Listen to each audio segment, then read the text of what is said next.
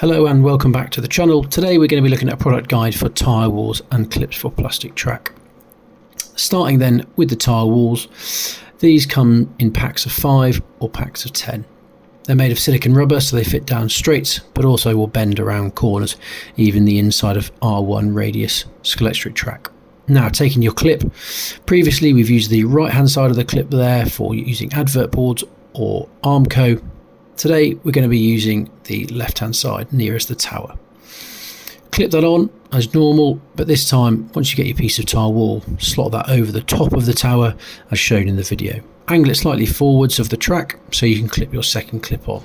Again, line it up with the 5th stack and clip it to the track, popping the tyre wall over the top. Get your 3rd clip and align that right next to your 2nd clip. You can slot that in nice and easily. Take your tyre wall, put a stack over the tower again off the clip, and I'll show you how close they come together. You can see that nice snug gap.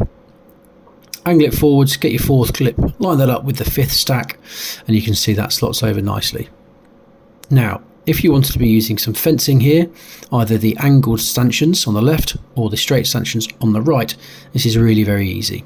Take the tyre wall off so you can see where you're going to be clipping these onto, and making sure you've got your posts in the right place. Use that clip on the flatter side of the clip this time and just pop it underneath the track in the usual manner.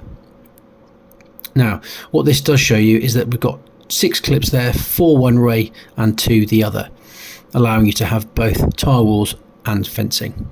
Now get your tyre walls again that you know fit, pop them over the clips that are the tower at the front, take your stanchions, either type, and drop them in the holes at the back. And there you go. Tyre walls and fencing all down one piece of Scalextric track.